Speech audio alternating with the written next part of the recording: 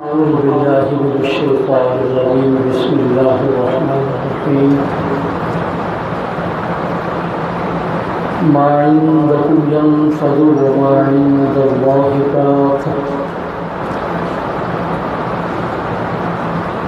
صدق الله مولانا العظيم وصدق رسوله النبي الكريم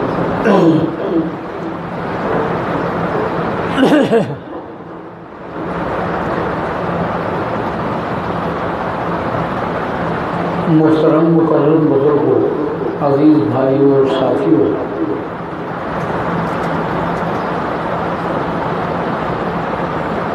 روٹین اور معمول کے مطابق آپ کا درس تو اپنی ترتیب سے ہوتا ہوگا، مجھے معلوم نہیں کس انداز میں اور کتنے وقت کے لیے۔ مولانا محترم نے مجھے حکم دیا ہے کیونکہ میں حاضر ہوا ہوں ایک دینی مقصد لے کر آپ کی خدمت میں، تو انہوں نے فرمایا کہ چند منٹ دو چار باتیں دینی بھی میں آپ بھائیوں کے سامنے عرض کر دوں، اس لیے دو چار جملوں میں دو چار باتیں میں عرض کرنا چاہوں گا۔ اللہ تبارک و تعالیٰ نے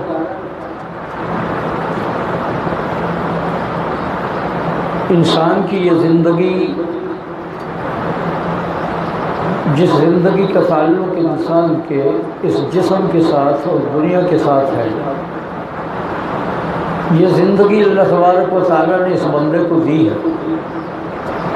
اس زندگی کے تقاضے اور اس کی ضروریات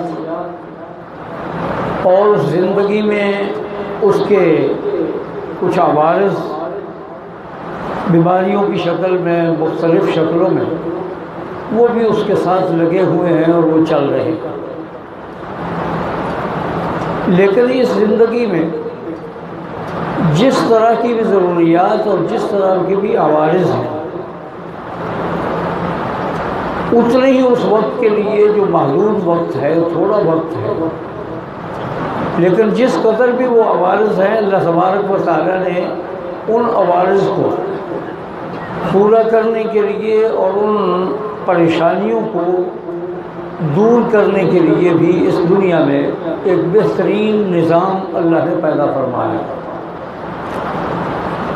چل رہے ہیں، پورے عالم کا نظام آپ دیکھ رہے ہیں۔ ابھی تو ایک وبائی شکل میں، طاعون کی شکل میں ایک بیماری جو بین الاقوامی طور پہ انسان اس میں مبتلا ہے اور اس کے اثرات ہیں، لیکن ہم یہ یقین رکھتے ہیں کہ اللہ تبارک و تعالیٰ نے تمام قسم کی بیماریوں کا بھی علاج، جس طرح زندگی کی ضروریات کا انتظام فرمایا، اس طرح اس کے علاج کا، اس کی بیماریوں کے علاج کا انتظام بھی خداوند عالم نے فرمایا ہے۔ لیکن میرے بھائی، میں ایک بات عرض کرنا چاہوں گا کہ اس زندگی کی جتنی بھی تکلیفیں، مسائل، بیماریاں جس شکل میں بھی ہیں، وہ اسی زندگی میں یا ختم ہو جاتی ہیں یا پھر انہی میں کے اندر یہ زندگی انسان کی ایک بہانے کے ساتھ ان ضرورتوں اور ان مجبوریوں کا اور پریشانیوں کا ذکر کرتے ہوئے انسان کی وہ زندگی پوری ہو جاتی ہے۔ ہم یہ سمجھتے ہیں کہ چلو جیسے کیسے بھی تھے، وہ وقت انسان کی زندگی کا پورا ہو گیا۔ اب جب انسان کی زندگی کا وقت پورا ہو جائے تو انسان مطمئن ہوتا ہے، خوش ہوتا ہے، بس چلو یہ زندگی تکلیف میں جیسے کیسے بھی ہے وہ ختم ہو گئی، اور وہ تکلیفیں بھی اسی زندگی کے ساتھ ہی رہ گئیں اور اب ختم ہو گئی۔ لیکن میرے بھائی، ایک بات سوچنے والی یہ ہے کہ اسی طرح اور اس سے کہیں زیادہ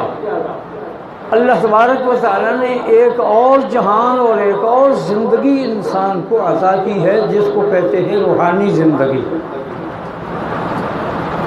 یہ دنیا کی مصیبتیں اور تکالیف تو ختم ہوتی ہیں، انسان کے لیے اس کا ایک وقت ہے، ایک وقت پر وہ اختتام پذیر ہوتی ہے، تسلی ہوتی ہے۔ لیکن میرے بھائی، اگر روحانی زندگی اور اخروی زندگی کے وہ معاملات اگر کسی تکلیف یا مصیبت میں مبتلا ہیں تو وہ پھر چونکہ ابدی زندگی اور ہمیشہ کی زندگی ہے، اس کا پھر کوئی حل سامنے نہیں آتا کہ ہم اس کا کوئی حل نکالیں، ہمیشہ کی زندگی ہے۔ اور وہ زندگی اگر ہماری مصیبتوں میں اور روگوں میں ہے اور پریشانیوں اور دکھوں میں ہے تو میرے بھائی اس کا پھر کوئی علاج نہیں، اس کا کوئی علاج نہیں ہے۔ لیکن ایک اللہ کا انعام اور اس کی مہربانی ہے، جس طرح ہماری جسمانی زندگیوں کی صحت کے لیے اور بیماری کی شفا کے لیے اور ان مسائل کے لیے جس طرح یہ دنیا کا نظام چل رہا ہے اور ہم چلا رہے ہیں اس کو بڑی اہمیت دے کے، اللہ تبارک و تعالیٰ نے روحانی زندگی کے تقاضوں کو پورا کرنے کے لیے اور روحانی بیماروں کے علاج کے لیے بھی ایک نظام پیدا فرمایا ہے، اور وہ نظام ہے انبیاء علیہ الصلوۃ والسلام کی تعلیمات میں۔ وہ نظام پورے کا پورا انبیاء کرام علیہ الصلوۃ والسلام کی تعلیمات کے اندر ہے، اور اس کے لیے رسول اللہ صلی اللہ علیہ وسلم سے لے کے آج تک الحمدللہ ثم الحمدللہ یہ دینی مدارس، یہ دینی محافل، جو دین کی محافل ہیں، مسجد میں ہوں، دینی ایک مدرسے یا اس ماحول کے اندر ہوں، جس انداز میں بھی ہوں، یہ اصحاب صفہ سے لے کے رسول دو عالم صلی اللہ علیہ وسلم سے لے کے آج تک تسلسل کے ساتھ چل رہا ہے نظام، اور قیامت تک یہ چلتا رہے گا، اور اس وقت تک چلتا رہے گا جب یہ انسان اس دنیا سے جائے گا تو وہ آخرت کی ہمیشہ کی زندگی کے لیے اپنے ان تقاضوں کو، اپنی ضروریات کو، اپنے بیماریوں کے علاج کو وہ اپنے سامنے یقینی طور پہ حاصل کرے گا، اور وہ حاصل ہوگی ان مساجد سے اور دینی مدارس، جہاں پر اللہ کے پیغمبر صلی اللہ علیہ وسلم کے احکام، آپ کی تعلیمات مسلسل ان مراکز کے اندر وہ چل رہی ہے اور منظم طریقے سے چلتی آ رہی ہے، اور اللہ کے فضل و رحمت سے دنیا جو بھی اس کے بارے میں سوچے، لیکن بندے کی جو یہ ضرورت، انتہائی ضرورت ہے، اس خالق اور مالک نے اس انسان کی اس ضرورت کو قیامت تک آنے والے اور تمام انسانوں کے اس دنیا سے جانے تک اللہ تبارک و تعالیٰ نے اس کا نظام قائم رکھنا ہے، اور بندے کے اس تقاضے کو اللہ نے پورا فرمانا۔ تو بھائی یہ مراکز ہیں، الحمدللہ اللہ نے ہمیں توفیق بخشی ہے، اور میں تو کمزور سا آدمی ہوں، ہمارے اس وقت کے بڑے عام علماء کی کمزوریوں کا احساس بھی ہمیں ہے، اور اعتراف ہے اللہ کی بارگاہ میں اپنی کمزوریوں کا، لیکن اللہ تبارک و تعالیٰ نے آپ کی امت میں، امت مسلمہ میں ایسے لوگ بھی علماء، اہل علم لوگ پیدا فرمائے ہیں جنہوں نے ہمیشہ سے اب تک اور ہمیشہ آگے بھی ہمیشہ کے لیے یہ نظام اپنی جانوں پہ کھیل کے، انتہائی قربانیاں دے کے، بڑی محنتیں اور جد و جہد کر کے انہوں نے یہ نظام قائم رکھنا ہے، اور اللہ نے ان سے قائم رکھوانا ہے۔ یہ اللہ کا نظام ہے، اللہ ہم سے یہ قائم رکھوائیں گے۔ میرے بھائی، میں نے یہ بات آج اپنے آمد کے اور اس موضوع کے سلسلے میں بات عرض کر دی ہے، اس میں بہت ساری باتیں ہمارے لیے سبق آموز بھی ہیں، موقع محل کے مطابق بھی، آگے پیچھے بھی۔ تو اللہ تبارک و تعالیٰ نے فرمایا ما عندکم ینفد وما عند اللہ باق، یہ جو نظام چل رہا ہے بالخصوص بر صغیر میں ہم علماء اور علماء کے قریب رہنے والے، علماء کی خدمت میں رہ کر دین کے علوم کو سمجھنے والے آپ لوگ خوش قسمت اس بات کو اچھی طریقے سے سمجھتے ہیں کہ یہاں پر اس ماحول ہمارے بر صغیر میں، پاکستان میں، ہندوستان میں، ان علاقوں اور خطوں میں یہ نظام تعلیم بہترین اور خوبصورت اور مضبوط طریقے سے چل رہا ہے، اور اللہ تعالیٰ ہمیں کو اس کا ذریعہ بنا رہے ہیں اس کے چلانے کا۔ اس پر اللہ کا شکر جتنا بھی ہم بجا لائیں، ظاہر ہے کہ وہ بہت کم ہے، بہت کم ہے۔ اللہ تعالیٰ کا بہت بڑا احسان ہے، بہت بڑا کرم ہے۔ ایک بات میں سنا رہا تھا، وہ بھی دوہرا دوں یہاں پر۔ امام راضی رحمہ اللہ تعالیٰ بہت بڑے امت مسلمہ کے قرآن مقدس کے مفسر گزرے ہیں، بڑے تفسیر کے اہل علم لوگوں نے ان کے بارے میں فرمایا ہے جملہ کہ امام رازی کی تفسیر کبیر مفسرین کا ہائی کورٹ ہے، بہت بڑے آدمی ہیں۔ امام رازی سے کسی نے پوچھا، دولت مند آدمی نے، کہ جناب بتلائیے اس کا حل، میرے ذہن کے اندر کوئی آ رہا ہے، ایک سوال آ رہا ہے کہ اگر میں بہت بڑا دولت مند ہوں، اگر میں چاہوں کہ میری ساری دولت میرے ساتھ قبر میں جائے، میری ساری دولت یہ میری کمائی قبر میں ساتھ جائے، آپ بتلائیں کہ اس کا کوئی طریقہ ہے؟ تو امام رازی رحمہ اللہ تعالیٰ نے فرمایا کہ ہاں میں بتلاتا ہوں اس کا طریقہ کیا ہے۔